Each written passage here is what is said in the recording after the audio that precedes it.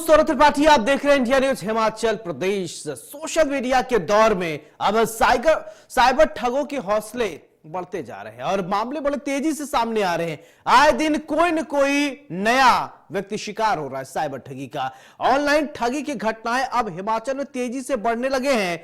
आंकड़े हैरान कर देने वाले हैं। साइबर ठगों ने साल 2024 में 114 करोड़ रुपए की ठगी की है। वहीं साइबर क्राइम थानों की अगर बात करें तो 18,297 शिकायतें दर्ज हुई हैं। तो वहीं साइबर ठगी के 114 मामले सामने आए हैं। ताजा मामला हिमाचल के हमीरपुर जिले का है, जहां पर रिटायर्ड अधिकारी से 82 लाख रुपए ठग लिए गए।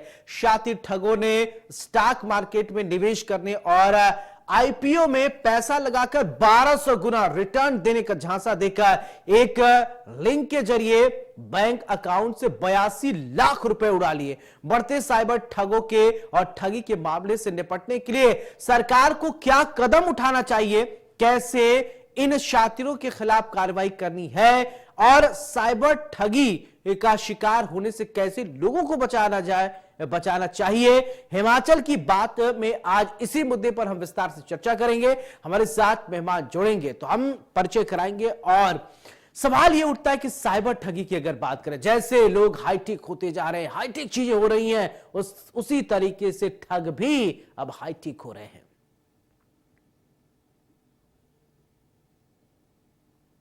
जी, इसके बारे में मुझे मालूम हुआ है आज ही और इसकी तस्दीक भी की गई। ये बात सही है कि भाई इस तरह की एक रिटायर्ड अधिकारी से बहुत बड़े अमाउंट की ठगी साइबर चीटिंग के थ्रू हुई है। मेरे यही कहना है कि लोगों को कि बार बार इससे कि सैकड़ों करोड़ रुपए इस जिले से भी 24 के दौरान इस तरह से ड्यू किए जा चुके हैं और कुछ जो है एनसीआरपी के थ्रू वापस भी आए हैं, रिकवर हुए हैं। फिर भी बार बार जो है हम लोगों से यही उनको कहना चाहते हैं कि ऐसे प्रलोभन में किसी भी सूरत में ना आए। और क्योंकि आज तरह तरह के बहाने लगा करके जो है ना ये लोगों को मोटिवेट करते हैं, अपने जाल में फंसाते हैं। बस यही कहना है कि हर चीज़ की पहले तस्दीक करें और लालच में नहीं आए, भय में नहीं आए। अगर कोई आपको भय में लाता है, जिसको हम डिजिटल अरेस्ट कहते हैं, तो जरूर स्थानीय पुलिस से संपर्क करें। देखिए, ठगी करने के जो आज तरीके हैं वो रोज नए नए तरीके ईजाद किए जा रहे हैं। किसी परिचित व्यक्ति की आवाज में कॉल करके कोई डिमांड की जा रही है पैसे की, कोई ऐसी गंभीर अवस्था बता कर कि कोई बीमार है या कोई पुलिस केस में फंस गया है या कोई पीएमएलए में किसी का आधार कार्ड आ गया है, उनको डराया जा रहा है। और कुछ लोगों को प्रलोभन दिए जा रहे हैं कि जी आप इतने पैसे इन्वेस्ट करोगे तो आपको कई कई गुना उससे ज़्यादा रिटर्न मिलेगा, जल्दी मिलेगा। तो इस प्रकार के सभी जो बहाने हैं, सभी तरीकों से जो ये इस तरह के जो प्रयास किए जाते हैं उससे बचा जाए और कोई भी पैसा ट्रांसफर करने से पहले हर तरह से पड़ताल की जाए। कम से कम लोकल पुलिस को जरूर एक बार इन्वॉल्व किया जाए और लोकल पुलिस के थ्रू जो है पड़ताल आसानी से हो सकती है, उसके बाद ही कोई आगे काम करे। चलिए, हमारे साथ मेहमान जुड़ रहे हैं। सबसे पहले परिचय, फिर इसके बाद चर्चा की शुरुआत करते हैं। मधुसूदन शर्मा जी हमारे साथ है, रिटायर्ड डीआईजी हैं, बहुत बहुत स्वागत है। संजय कुमार सुप्रीम कोर्ट के अधिवक्ता हैं, बहुत बहुत स्वागत है संजय जी। उज्जवल शर्मा जी हमारे साथ वरिष्ठ पत्रकार हैं, बहुत बहुत स्वागत है आप तीनों मेहमानों का। चर्चा की शुरुआत उज्जवल शर्मा जी मैं आपसे करना चाहता हूं, क्योंकि हम लोग लगातार खबरों में बने रहते हैं और देखते रहते हैं कि आए दिन कभी डिजिटल अरेस्ट, कभी साइबर फ्रॉड। जैसे जैसे लोग हाईटेक हो रहे हैं वैसे वैसे ठगी के मामले भी खूब हाईटेक होती जा रही हैं। क्या कहेंगे? देखिए सौरभ, बहुत बहुत आभार आपका इस डिस्कशन के लिए। बहुत ही उपयोगी डिस्कशन है ये। जाहिर सी बात है कि जो एक डिजिटल क्रांति इस दौर में आई है तो उसमें नए नए जो साइबर के मामले भी सामने आएंगे। तो ये इसको हमें ऐसे देखना चाहिए कि आज से तकरीबन 2 दशक पहले जब मोबाइल का जमाना नहीं था तब उस तरह की उस समय अलग ठगी होती थी। लेकिन अब जो साइबर है वो हर लोगों तक, हर व्यक्ति तक पहुंच गया है और इतना इजी हो गया है उसमें। और सबसे बड़ी बात है कि जो साइबर फीचर्स हैं, जो साइबर में जो सिक्योरिटी फीचर है, उनको लेकर जो आम पब्लिक है वो उतनी लिटरेट नहीं है। और जब हम साइबर पुलिस की बात करें, शासन की बात करें, प्रशासन की बात करें, गवर्नमेंट की बात करें, तो ये इनिशियल स्टेज है कि साइबर के जितने भी सिक्योरिटी फीचर्स हैं, उनको उनसे लड़ने के लिए एक मैकेनिज्म जो होना चाहिए, वो अभी तक अरे उस तरह ठीक है का नहीं उज्जवल बन जी, पाया है। उज्जवल जी देखिए आप अधिकारियों की बात कर रहे हैं, मैं तो ऐसे देखता रहता हूँ बड़े बड़े अधिकारी भी फंस जा रहे हैं, अधिकारियों के साथ भी फ्रॉड हो रहा है, जो जिम्मेदार लोग हैं वो खुद नहीं बच रहे हैं, जो जिनको नियम कानून इजाद करना है। कई ऐसे अधिकारियों को मैं देखा हूं, आप भी देखते होंगे कि फला अधिकारी के साथ फ्रॉड हो गया। बिल्कुल सौरभ जी, मैं वही बात कर रहा हूँ कि जो मैकेनिज्म है, जो एक डेवलप होना चाहिए, जो सिक्योरिटी फीचर्स हैं, वो उस तरह के या तो लिटरेसी में हमारी कमी है, या जो है वो प्रशासन तक अभी वैसे सिक्योरिटी फीचर्स नहीं पहुंचाए गए हैं। चाहे हम ठीक है। अपने ऑफिसर्स की बात करें, चाहे पुलिस तंत्र की बात करें। हिमाचल की हम बात करें तो हिमाचल की जो जनता है वो इसलिए निशाने पे रहती है क्योंकि यहाँ उस लेवल की ठीक है। अभी लिटरेसी हम ठीक है देखें, उज्जवल जी, गाँव में और लोग हमारे रहते साथ हैं, hills में रहते पैनलिस्ट हैं, उनको भी मैं चर्चा में ले आता हूं, एक एक प्रतिक्रिया लेता हूं, फिर मैं आऊंगा आपके पास। मधुसूदन जी, मैं आपसे ये समझना चाहता हूं, सर आप तो सिस्टम के पार्ट रहे हैं और पूरा डीआईजी हैं, तो मैं ये समझना चाहता हूं मधुसूदन जी कि आज इस तरीके से व्यापक साइबर ठग जो है वो ठगी कर रहे हैं, अधिकारी भी नहीं बच रहे हैं सर, छोटे छोटे लोगों तो छोड़ दीजिए, जो पढ़े लिखे नहीं है वो भी, अधिकारी भी सुरक्षित नहीं है। आज दिन ऐसी खबरें सामने आती हैं, डीआईजी साहब कैसे निपटा जाए? नमस्कार सौरभ जी, मुझे यहाँ बुलाने के लिए धन्यवाद। सबसे पहले तो मैं ये बताऊं कि ये जो साइबर की दुनिया है, डिजिटल दुनिया है, इसमें कोई बाउंड्री नहीं है, कोई सीमाएं नहीं है, कोई रेखाएं नहीं है, पूरा विश्व एक गांव है। तो ये हमें समझना होगा कि ये जो क्राइम हो रहा है, अपराध हो रहा है, ये हिमाचल में, इसका जो अपराध करने वाला व्यक्ति वो हिमाचल में नहीं बैठा, ये 99% श्योर है। जहां तक आपने अधिकारियों की बात की, अधिकारियों को तो छोड़िए, मैं तो ऐसे आईटी एक्सपर्ट्स को जानता हूं जिनके साथ ठगी हुई जी। अगर साइबर अपराधों की बात करें तो ये 3 श्रेणी में जनरली हम लेते हैं इनको। एक होते हैं जो संपत्ति के विरुद्ध जो अपराध होते हैं, जिसके बारे में हम ज्यादातर डिस्कशन करते हैं। हाँ। एक होते हैं व्यक्तिगत, जैसे साइबर स्टॉकिंग कर ली, ऑब्सीन ये किया, या किसी को ब्लैकमेल किया। और तीसरा देश के प्रति साइबर अपराध हैं, वो उसको तो राष्ट्र जो है वो अपने तंत्र के हिसाब से देखता है। लेकिन जहां तक संपत्ति का संबंध है, सतर्कता बहुत जरूरी है। बिल्कुल। जब भी आप कोई भी डिजिटल ट्रांजैक्शन करें तो उसमें सतर्क होना बहुत जरूरी है, और जल्दबाजी में बिल्कुल ना करें। हाँ। क्योंकि अमूमन ये देखा गया है कि जब कोई व्यक्ति जब भी उसी समय ठगा जाता है जब वो जल्दबाजी में है या लालच में। आजकल मैं आपको बताऊं, आईटी एक्सपर्ट्स भी ये बोलते हैं कि उन्होंने तो सिर्फ स्क्रीन शेयर की थी। अब आपने स्क्रीन शेयर कर ली, ये नए नए, क्योंकि जो अपराधी है वो अपने तरीके नए नए बदलता रहता है, उसको उनको पता है कि ओटीपी तो आप देने वाले नहीं है, क्योंकि अब सबको पता चल गया कि ओटीपी नहीं देना, कुछ भी हो जाए। लेकिन अब वो करते हैं कि आप अपनी स्क्रीन शेयर कर दो, पैसे तो आए नहीं है, मैंने तो 10 रुपए मंगवाए थे, मैंने तो 1000 रुपए मंगवाया था। आपने स्क्रीन शेयर की, आपने अपना पूरा डेटा दे दिया। चलो आदमी बोलता है स्क्रीन शेयर नहीं करता, तो वो बोलते हैं स्क्रीनशॉट भेज दो। और स्क्रीनशॉट वो अमूमन उस ट्रांजैक्शन का मांगेंगे जिसमें ओटीपी गया होगा। वो बिल्कुल, क्योंकि हम सतर्क नहीं, हम जल्दबाजी में हैं। सोशल मीडिया का यूजेज जो है वो बहुत जरूरी है, बहुत सतर्कता से करना पड़ेगा। बिल्कुल आज की डेट, सर, इसीलिए तो सर कहते हैं सावधानी हटी दुर्घटना घटी। ये छोटा सा वाक्य बहुत इंपॉर्टेंट एक जागरूक, और दूसरा शब्द है सतर्क। अबे मतलब हमें जल्दबाजी में नहीं कुछ भी करना है। आप सोशल मीडिया में डाल देते हैं, अपने फेसबुक पे लिखते हैं मैं फलानी जगह जा रहा हूं, जब उनको पता है कि आप ये ट्रैवल कर बिल्कुल, रहा है। मैं इस पे आऊंगा, क्योंकि इस पे आऊंगा अभी। मैं एक दिन देख रहा था ऐसे कि कुछ फैमिली थे, उन्हें स्टेटस डालने का बड़ा लोगों को ना नशा हो गया है कि मैं आई एम विजिटिंग फ्रॉम, यहां से निकल रहा हूं, वहां जा रहा हूं, घर में चोरी हो गई थी। ऐसी खबरें हम लोग पढ़ते रहते हैं। चलिए संजय कुमार जी को मैं चर्चा में लेकर आता हूं, क्योंकि संजय जी बताएंगे कि नियम कानून किस तरीके से। संजय जी, इतने कड़े प्रावधान, इतने कड़े कानून होने के बाद भी साइबर ठगों पर लगाम नहीं लगाया जा पा रहा है, कमी कहां देख रहे हैं आप?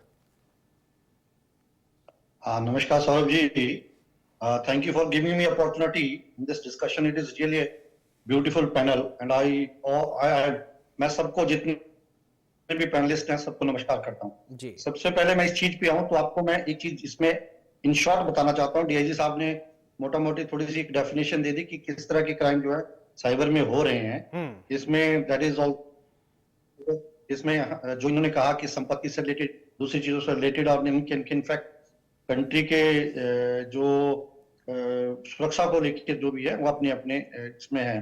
परंतु एक अगर नटशेल में बात की जाए, जो हमारे ये इलेक्ट्रिकल डिवाइसेस हैं उससे रिलेटेड ये सारी की सारी चीजें जो है वो हो रही हैं। लाइक वो फोन यूज कर रहे हैं, गूगल अपने इससे हम लोग फेसबुक यूज कर रहे हैं, लैपटॉप यूज कर रहे हैं, दूसरे जितने भी आईपैड यूज कर रहे हैं। उसमें जो अभी अभी जो ये इशू पैदा हो रहा है, जब आईटी एक्ट 2000 आया ताकि इस ऐसे अपराधों को कैसे देखा जाए, because IPC is not a substantial law which is not a sufficient. तो इसके लिए एक नया लॉ लाया गया था, आईटी एक्ट 2000, परंतु आज 2024 चल पड़ा हुआ है। सरकारें इस पे इसको धरातल पे लाने के लिए नाकामयाब हैं। जहां तक रही हिमाचल प्रदेश की बात, हिमाचल प्रदेश इसमें बिल्कुल दूर दूर तक जो है इस चीज को धरातल तक पहुंचाने में जो है वो सफल नहीं हुआ है। मैं डीआईजी साहब जब बैठे हुए मेरी बात से अगर ये सहमत होंगे तो मैं इनके जो पुलिस एजेंसी है मैं इसको भी क्वेश्चन करता हूं, क्या इनके पास आज इतने एक्सपर्ट हैं कि जो इसकी इन्वेस्टिगेशन ढंग से कर सके? कितने पुलिस स्टेशन हिमाचल प्रदेश में ऐसे हैं जहां पे इनके पास ऐसे आईओज हैं जो साइबर क्राइम की डेफिनेशन तक जानते हैं, और कितने इनके पास ऐसी नोडल एजेंसीज हैं लाइक साइबर क्राइम की कंप्लेंट जो लगातार की जा सके, जहां पे की जा सके, लाइक उड़ीसा में है, दिल्ली में है, कलकत्ता में है और दूसरे प्रदेशों पे इस पे काम हो रहा है। परंतु हिमाचल प्रदेश जो है वो कोई बड़ा बैकवर्ड स्टेट नहीं है, एडुकेटेड स्टेट है। बिल्कुल संजय जी मुझे लगता है कि हम समस्या पर ही तो बात करें, हम समाधान पे बात करें कि आखिरकार हम निपटा कैसे जाए। देखिए डिजिटल अरेस्ट आप लोगों ने देखा है, फिर आपने ओटीपी की बात देखी है। अभी कुछ दिन पहले आपको याद होगा संजय जी, वीडियो आता था, वीडियो कॉल, उधर से आपने किसी ने भी XYZ उठाया, इधर से न्यूड हो गया और एक सॉफ्टवेयर के माध्यम से, और उससे ठगी की जाए। कौन नहीं चाहता भैया, सब चाहते कि हम सम्मानित रहें, अलग अलग तरीका इजाद कर लिया जा रहा है। तो इन सब चीजों को कैसे अवेयर किया जाए? आज तो पता नहीं कि अब डिजिटल अरेस्ट है, कल क्या आ जाए वो पता नहीं है। ये तो बड़े बड़े शातिराना अंदाज में ये लोग सोच रहे हैं, हम सब जानते हैं, लेकिन इससे बचा कैसे जाए? संजय जी इस पर थोड़ी चर्चा होनी चाहिए। मैं इस पे मैं ये कहना चाहूंगा, सिर्फ ओटीपी के बारे में ही बताना, जैसे इन्होंने कहा, मेरे वन ऑफ द पैनलिस्ट ने कहा, ओटीपी के बारे में बताना सिर्फ ये सरकार की जिम्मेवारी नहीं है। इसमें एक वाइडली एक बड़े तौर पे जो है इसमें एक इंफॉर्मेशन पंचायत लेवल पे, तहसील लेवल पे जो है लोगों को अवेयर करवाना पड़ेगा आपको। आज मैं आपको हिमाचल प्रदेश का एक किस्सा छोटा सा बताना चाहता हूँ। चंद ही दिनों पहले एक बहुत बड़ा क्रिप्टो के नाम पे ठगी हुई, उनमें से कुछ लोग आज भी अंदर हैं, पर मैं आपको यकीनन बताता हूँ जिसमें से बहुत से लोग जो है वो छूट के हैं, बिकॉज एजेंसियां ढंग से इस कानून के बारे में नहीं जानती है। हिमाचल प्रदेश की सरकार को एजेंसियों को एडुकेट करना पड़ेगा, और उन्हीं एजेंसियों को स्थानीय लेवल पे, पंचायत लेवल पे जो है वो एडुकेट करना पड़ेगा। यहाँ पे लोकल लोगों को लेके जो है वो साथ में जो है वो प्राइवेट पार्टनरशिप के साथ जो है इन चीजों पे, और एक अच्छी लेबोरेटरी, एक एक्यूट लेबोरेटरी चाहिए ताकि जो भी इनके इलेक्ट्रिकल डिवाइसेस हैं उनको।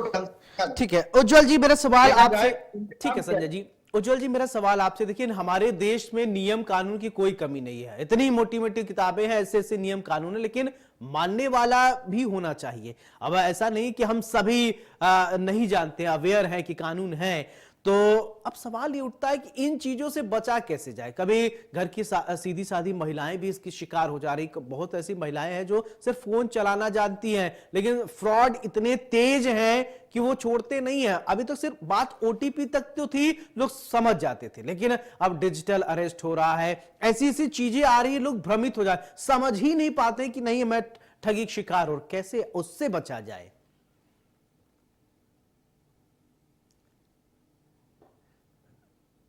अनम्यूट कर लीजिए संजय जी।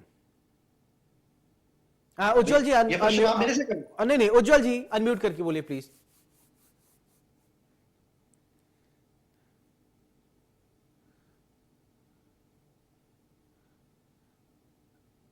उज्जवल जी, आपकी आवाज नहीं आ रही। डीआईजी साहब, मैं आपसे ये समझना चाहता हूं, देखिए सर, आप लोगों के कंधों पर सबसे बड़ी जिम्मेदारी होती है, क्योंकि अगर अच्छा होगा तो भी लोग पुलिस वालों को कोसेंगे, खराब होगा तो कहते ही हैं, मतलब कुल मिला जुला के जवाबदेही आप लोगों की होती है।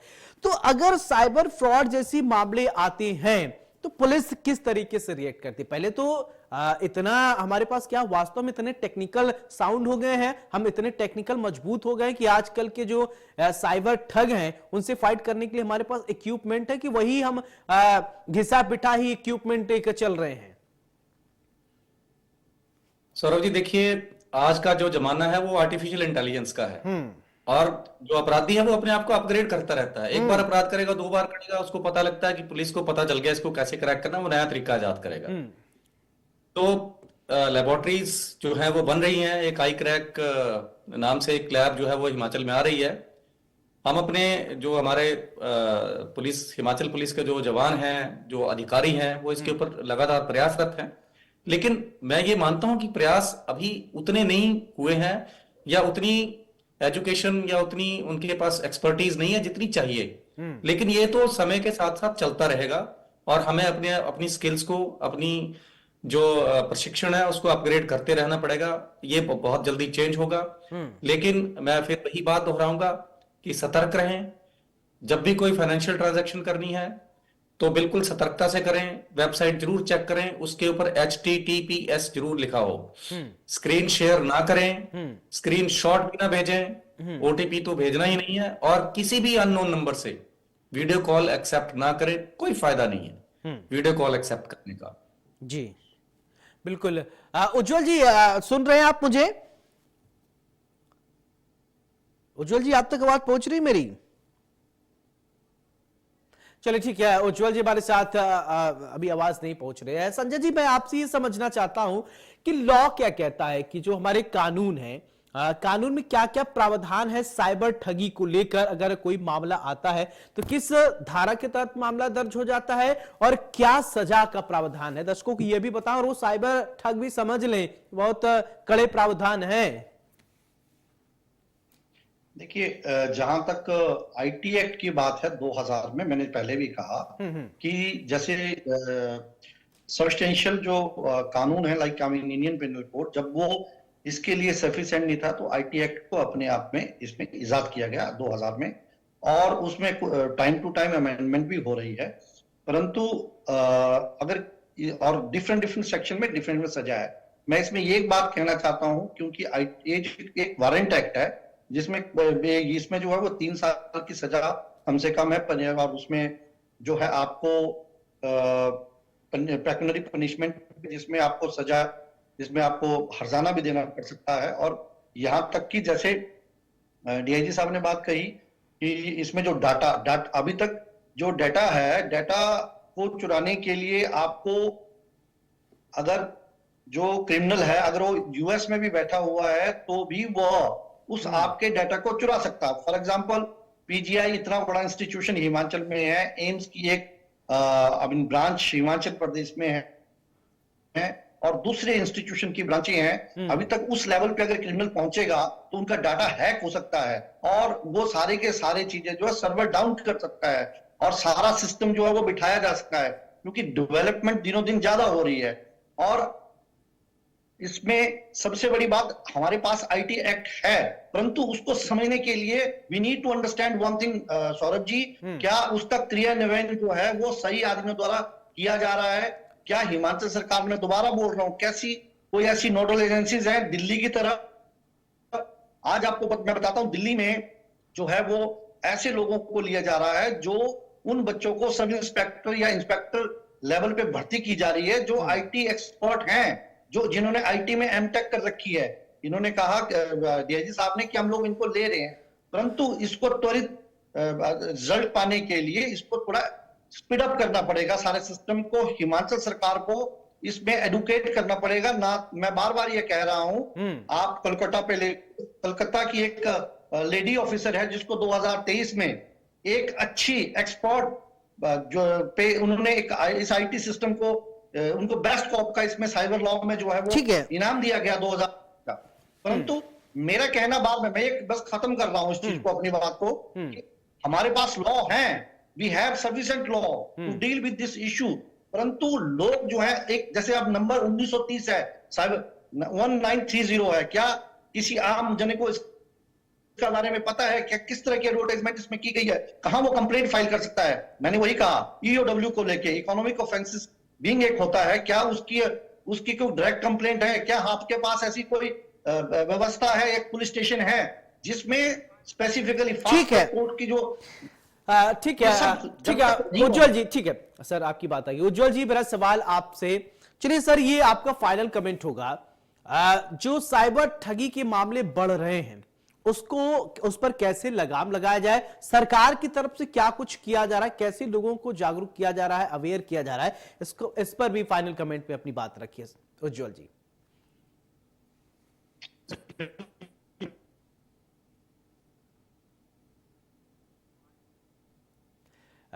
उज्जवल जी, माफी चाहूंगा, आपकी आवाज जो हम तक नहीं आ पा रही है और मुझे डीआईजी साहब के पास जाना पड़ेगा, मधुसूदन शर्मा जी के पास। डीआईजी साहब, मैं ये समझना चाहता हूं कि ये जो स्थिति है ये विकट होती जा रही है, ये हर ऐसा नहीं कि पढ़ा लिखा हो ना पढ़ा लिखा हो, सबके लिए समस्या है कि आजकल लोग इतने हाईटेक हो गए हैं, कैसे इससे बचा जाए, और कुछ सुझाव हो या आप इंप्लीमेंट चाहते हैं सरकार की तरफ से, उसको भी फाइनल कमेंट में रखिए ताकि बचा जाए।